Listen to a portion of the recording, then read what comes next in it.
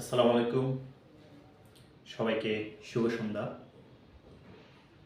আজ যে বিষয়টি আপনাদের সাথে কথা বলবো, বিশেষ করে এখন জানুয়ারি মাস চলছে।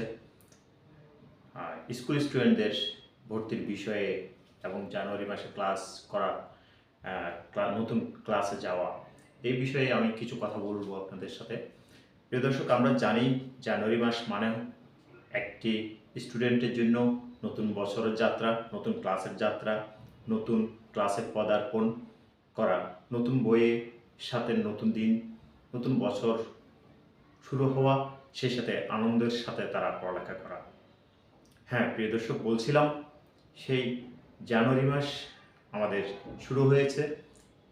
স্কুলে ভর্তি চলছে, ভর্তি পরীক্ষা, ভর্তি যুদ্ধ চলছে। পাশাপাশি যারা উত্তীর্ণ হয়েছে তারা নতুন ক্লাসে যাচ্ছে।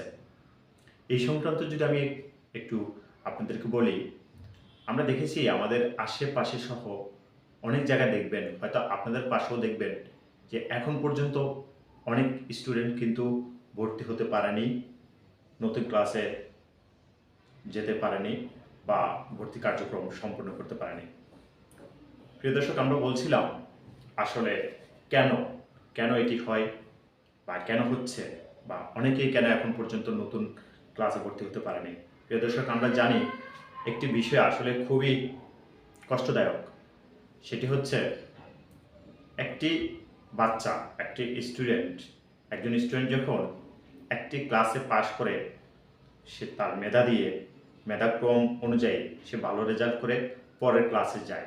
আমরা এটিই জানি, এটি রেওয়াজ, এটি অ্যাজ ইউজুয়াল। সে নতুন ক্লাসে যাবে, যে ক্লাসে পাশ করেছে, যে ক্লাস থেকে সে নতুন ক্লাসে যাবে, সেখানে মেধাক্রম অনুযায়ী তার পরীক্ষায় সে যে রোল অর্জন করেছে, যে উত্তীর্ণ হয়েছে যে রোল নিয়ে, সেই রোলে কিন্তু নতুন ক্লাসে চলে যায়।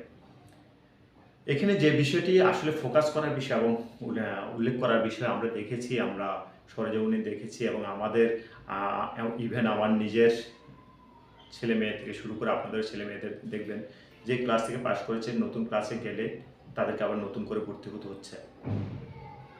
প্রিয় দর্শক, এই নতুন ভর্তি যেন একটি বাড়তি ঝামেলা, বাড়তি চাপ, বাড়তি প্রেশার অভিভাবকদের জন্য।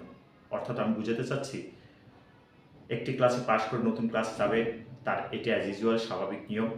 এখন যদি সেখানে নতুন ক্লাসে আবার 2 থেকে শুরু করে 4, 5, 6 হাজার টাকা দিয়ে যদি এই বাচ্চার যদি আবার নতুন করে ভর্তি হতে হয়, প্রতি বছরই ভর্তি হতে হয় তাকে, এই নতুন ভর্তি যেন তার জন্য বা অভিভাবকদের জন্য একটি বাড়তি প্রেশার বলতে চাই আমরা।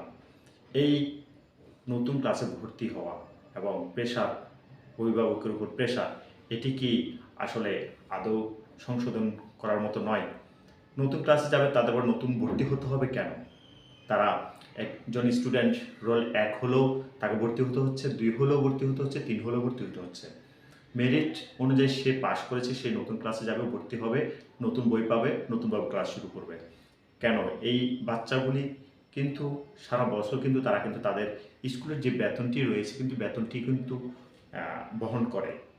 এটি কিন্তু আমরা বেতনগুলো কিন্তু চালিয়ে যাই, ঠিকমতো চালিয়ে যাই, বেতন দিতে কোনো সমস্যা নেই। কিন্তু প্রতি ক্লাসে ভর্তি হওয়াটা কেমন যেন অমানবিক, অতিরিক্ত প্রেশার, অতিরিক্ত চাপ অভিভাবকদের উপরে আমি বলবো। এবং সেই সাথে দেখা যাচ্ছে আপনার বাচ্চাদেরও কিন্তু এই ঠিকমতো জাস্ট টাইমে ভর্তি হতে না পারার কারণে বাচ্চারাও কিন্তু নতুন ক্লাসে গিয়ে তারা লজ্জিত হয়, তারা ভর্তি হতে পারে না, তারা ক্লাসের সুযোগ পায় না, নতুন বই পায় না।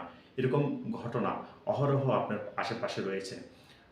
আপনারা যারা একসময় পড়ালেখা করেছি, স্কুলে পড়েছি, 89, 2000, 2002, 2004, 89, 88, 95, এই ধরনের এইজের যেই বেসগুলি আমরা পাশ করে এসেছি, আমরা কিন্তু যে ক্লাসে পাশ করেছি, আমরা পরের ক্লাসে গিয়ে হাজিরা দিয়েছি, সেই অনুযায়ী কিন্তু আমাদের রোল নাম্বার উঠেছে, আমরা সেই অনুযায়ী কিন্তু ক্লাস করেছি, সেই অনুযায়ী কিন্তু আমরা এসএসসির গণ্ডি পেরিয়ে, স্কুলের গণ্ডি পেরিয়ে কিন্তু আমরা কলেজ লাইফে এসেছি।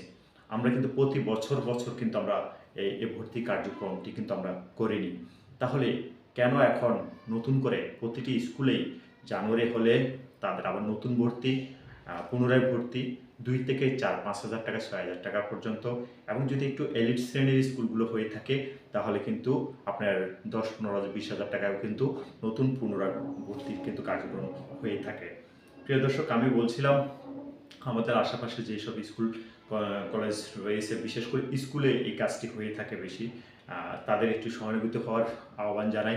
সেই সাথে বাংলাদেশ যে এডুকেশন বোর্ড আছে তাদের সুদৃষ্টি আকর্ষণ করছি, শিক্ষা মন্ত্রণালয়ের সুদৃষ্টি আকর্ষণ করছি, আমাদের যেন এই বিষয়গুলি যেন আমরা সংশোধন হয়, আমরা যারা অভিভাবকরা আছি একটু স্বস্তিতে যেন আমরা আমাদের ছেলেমেয়েগুলোকে শিক্ষিত করতে পারি, পড়ালেখা করাতে পারি, উচ্চতর শিক্ষায় যেন জাতি তৈরি করতে পারি।